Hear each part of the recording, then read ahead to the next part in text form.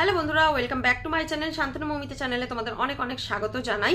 তো এখন শুরু করলাম আমাদের খোঁড়ামুখির ডাইনিকে নিয়ে একটা ভিডিও। কেন হঠাৎ করে গতকাল একটা ভিডিও করেছে, ভিডিওটাতে বলেছে 6 মিনিট ধরে একদম পুরো নাটকের মধ্যে দিয়ে গেছিল। তো কি নাটক সেটা হচ্ছে আমাদের চোপাকে নিয়ে আর চোপার বর সন্দীপকে নিয়ে। তো কি নাটকটা হচ্ছে সন্দীপ নাকি চোপার সাথে লুকিয়ে লুকিয়ে দেখা করে, সেটা নাকি ওকে কেউ একজন এসে গোপন সূত্রে খবর দিয়ে গেছে। ওই সেই গোপন সূত্র, যে গোপন সূত্র ধরে এতদিন কণিকা উজ্জ্বলের পিণ্ডি চটকে এসেছে। তো সেই গোপন সূত্র ধরে খবর দিয়ে গেছে। ওর কাছে প্রচুর অবশ্য গোপন সূত্র আছে, যেটা আমাদের মতো সাধারণ মানুষের কাছে নেই, কারণ ও তো অসাধারণ, তাই না? তাই তো ওকে নিয়ে এত কন্টেন্ট হয়। তো আসল কথায় আসি, যেটা হচ্ছে ও বলল যে আমার সাথে আমাকে একজন বলে গেছে যে চোপা নাকি সন্দীপের সাথে দেখা করছে। তো হঠাৎ করে আমরা তো ভাবলাম যে যা সত্যি, তাই যদি হয় তাহলে তো ভাবলাম ভালোই হলো, যাকগে দেখা তো করছে, সংসারটা তো বাঁচবে, এটুকু একটা মনে মনে সত্যি আশা ছিল। আশা থাকলেও বুঝতে পারছিলাম যে এটা যখন দালালের মুখ দিয়ে বেরোচ্ছে তখনও সম্পূর্ণ নাটক করছে, এটা বুঝতে পারলাম। তবে কতক্ষণ নাটকটা চলে সেটা দেখার জন্য আমি ভিডিওটা দেখতে থাকি। তো দেখলাম 6 মিনিট ধরে চালালো, আবার নিজেই মুখে বলছে 6 মিনিট ধরে। কি শুনলে তোমরা? ভাবছিলে না সত্যি কেমন পারি নাটক করতে বলো তো? আচ্ছা, শুনলাম নাটক বেশ ভালো, অভিনয়ে প্রচুর দক্ষ তুই। এইবার বুঝতে পারবে পাবলিক যে তুই যা বলিস সমস্তটাই নাটক। কেননা তুই তো নাটক করতে ভালোই পারিস, আর তোর নাটকটাকে সিরিয়াস ভাবে বললে মনে হয় যে হ্যাঁ সেটা সত্যি কথা বলছিস তুই, তাই না? তোর দর্শক তোকে বুঝে যাবে যে তুই কিরকম নাটক করতে পারিস। তো চলো ব্যাপারটা ক্লিয়ার করি।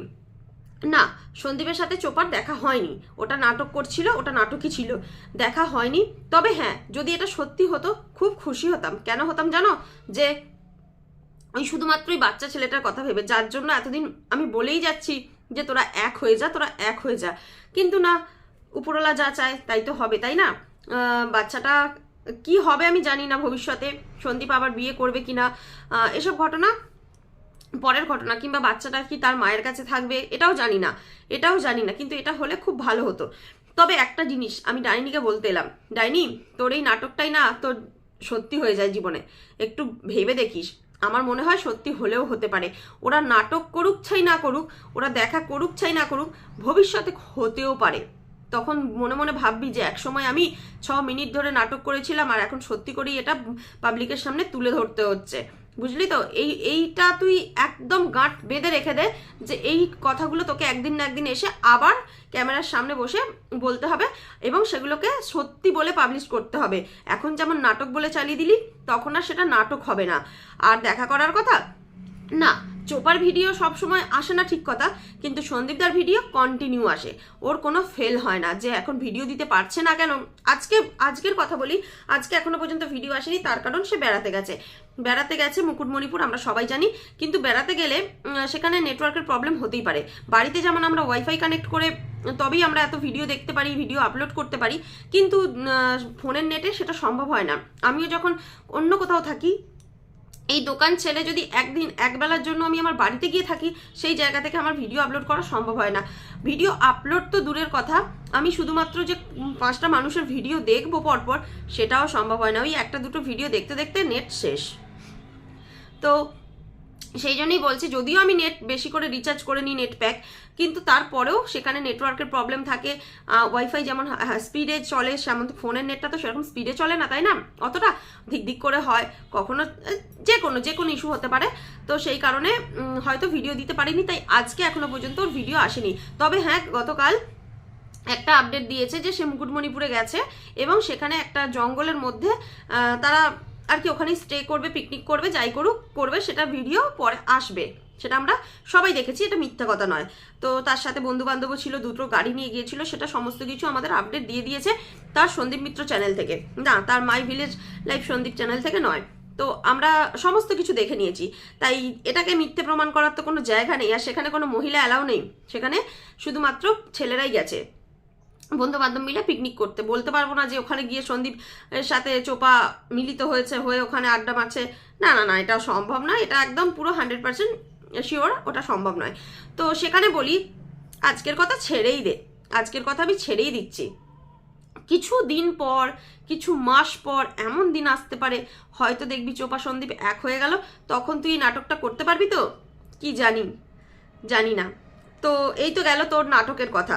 আচ্ছা, এবার বলি গতকাল একটা ভিডিও তুই প্রাইভেট করে দিয়েছিস, প্রাইভেট করেছিস কি ডিলিট করেছিস জানি না, করে দিয়েছিস, তোর মানে চ্যানেলে আর নেই।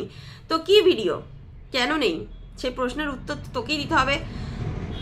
আচ্ছা, আমরা একটা জিনিস জানতে পারলাম, যেটা হচ্ছে ওর চ্যানেল থেকে যে ভিডিওটা মন্দিরার বাড়িতে, মানে মন্দিরা যখন ফ্ল্যাটে চলে গিয়েছিল সেই সময় যে ভিডিওটা করেছিল, সেই ভিডিওটা মোটামুটি প্রচুর ভিউজ হয়েছিল, লাখের উপরে ভিউজ হয়েছিল। আমার ঠিক এক্স্যাক্ট মনে নেই যে কত ভিউজ হয়েছিল, 1 লাখ ছাপিয়ে গেছিল ওই ফার্স্ট একটা ভিডিওতে। কারণ মন্দিরার বাড়িতে গিয়েছিল, সেই সময় মন্দিরা একদম পুরো ট্রেন্ডিংয়ে চলছিল, তাই ওর কাছে যে থাকবে, ওর পাশে দাঁড়িয়ে থাকলেও ভিউজ তার আপ হবে, এরকম একটা ব্যাপার ছিল। তো কেন, কি জন্য, কি বৃত্তান্ত, সেটা আমি তোমাদেরকে এখন আর নতুন করে বলছি না, তোমরা সবাই জানো। তো সেখানে গিয়ে যে ভিডিওটা করেছিল ওর ব্লগিং চ্যানেলে, ডাইনির ব্লগিং চ্যানেলে, সেই ভিডিওটা সে ডিলিট করে দিয়েছে বা প্রাইভেট করে দিয়েছে। কিন্তু কেন, কেন করলি? আসলে কি জানো তো, অন্যের জন্য গর্ত খুললে নিজেকেই সেই গর্তে পড়তে হয়, এটাই হচ্ছে ব্যাপার। আমি আরশকে যখন স্ট্রাইক দিয়েছিল, আমি একটা ভিডিও করেছিলাম যে ঠিক করেছিস। এই ভিডিওটা করার পরে আমার ভিডিওতে খুব বেশি কমেন্ট না এলো, যারা দেখে কিছু ভুল হলে কমেন্ট করে, তার মধ্যে থেকে একজন আমাকে কমেন্ট করেছিল, আমি তার নামটা মনে নেই, আমি মনে করতে পারছি না, যে তুমি কি করে বলছো যে ঠিক করেছে। তো আমি একটা কথা বলি, আমি ঠিক করেছে মানে এই নয় আমি ডাইনিকে সাপোর্ট করে বলছিলাম, আমি বলছিলাম একটাই কারণে, আরশ ভাইয়ের ওই মুখের ভাষাটার জন্য, যে না ভাষাটা একটু সংযত করে ভিডিও করুক, যা খুশি বলুক ডাইনিকে, একটু লিমিটে। কেননা যখন আমরা ভিডিও দেখি, হয়তো কোনো কোনো সময় আমরা তো সবসময় ইয়ারফোন হেডফোন ইউজ করি না, আমরা হয়তো নর্মালি কাজ করছি, কাজ করতে করতে চালিয়ে দিলাম, চালিয়ে দিয়ে ভিডিওটা দেখতে দেখতে হয়তো কাজ করছি, কেননা সারাদিন তো আমাদের শুধু বসে বসে ভিডিও দেখলেই হবে না, বাড়ির কাজও আছে। তো সেখানে আমি ধরো ভিডিওটা চালিয়ে দিয়ে হঠাৎ করে কাজ করছি, কাজ করতে করতে বাচ্চারা তো বাড়িতেই থাকে, হয়তো খেলছে, বাইরে আছে, আমি চালিয়ে শুনছি, সেই সময় বাড়িতে চলে এলো, সেই সময় যদি ওই রকম বাজে বাজে ভাষাগুলো শোনে, তখন সে ভাববে যে এই মা, আমার মা কি ভিডিও দেখছে, বা কে এরকম বাজে ভাষা বলছে, এগুলো তো ভাবতেই পারে, তাই না? তো সেই কারণে আমি বললাম, আমি ওর ওই বাজে ভাষাগুলোর বিপক্ষে ছিলাম, আমি ওর বিপক্ষে নয়। ও খুব ভালো করে, ডাইনিকে যা বলে খুব ভালো বলে, আমার এতে কোনো আপত্তি নেই, কিন্তু ভাষাটা একটু সংযত করে, সেই কারণে আমি ওর বিপক্ষে ভিডিও করেছিলাম। কিন্তু তার আগেই দেখবে যখন চ্যানেলের স্ট্রাইকটা তুলে নেয় আমেরিকাবাসী, তখন খুব খুশি হয়েছিলাম, খুশি হয়েও একটা ভিডিও করেছিলাম, সেগুলো দেখবে, একটু দেখলেই বুঝতে পারবে। আমি কখনো ওই ডাইনির সাপোর্ট করি না, কারণ আমি জানি ডাইনি কি জাতের জিনিস, কি জিনিস ও একটা। তো সেই ভিডিওটা ডিলিট করে দিল, প্রাইভেট করে দিল। কেন বলো, এবার কেন বলি, ওই আরশের যে ভিডিওটাতে ও স্ট্রাইক দিয়েছিল, সেই স্ট্রাইকটা দেওয়া ভিডিওটা ও বলেছিল যে ওর চ্যানেল থেকে নেওয়া হয়েছে, ওর ব্লগিং চ্যানেল থেকে নেওয়া হয়েছে, কিন্তু আরশ ক্লিয়ার করে দিয়েছে ওই ভিডিওটা ও মন্দিরার চ্যানেল থেকে নিয়েছে। ইউটিউব যখন সেটা খতিয়ে দেখে, তখন বুঝতে পারে, সঙ্গে সঙ্গে স্ট্রাইকটা তুলে নেয়, স্ট্রাইকটা রিমুভ হয়ে যায়। তো এবার বুঝতে পারছো, সেই একই বিপদের ভয়ে আমাদের ডাইনি ঘোড়ামুখী দালাল ভিডিওটাকে ডিলিট করে দিতে বাধ্য হয়। কেননা ওই ভিডিওটার থ্রু ও একটা বাঁশ খেতে পারে, বড় সড়ো বাঁশ খেতে পারে, সেটা কার দ্বারা, সেটা মন্দিরার দ্বারা, বুঝতেই পারছো তোমরা।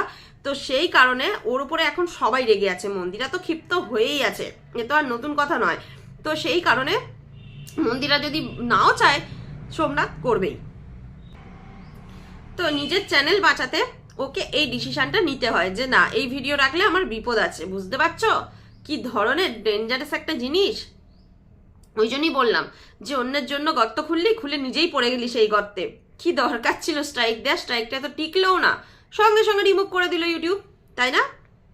তো আর সেই জিনিসটার জন্য তোকে এখন ভয়ে পড়ে সেই ভিডিও ডিলিট বা প্রাইভেট করে দিতে হলো। বাহ, দেখলি তো উপরওয়ালার মার তোর কাছে কিভাবে ফিরে এলো। ঠিক এইভাবেই সারা জীবন ফিরতে থাকবে, একের পর এক, দেখতে থাক। তুই কত ভিডিও আর প্রাইভেট করবি, আর কত ভিডিও ডিলিট করবি, আমি তো সেটাই বুঝে উঠতে পারছি না।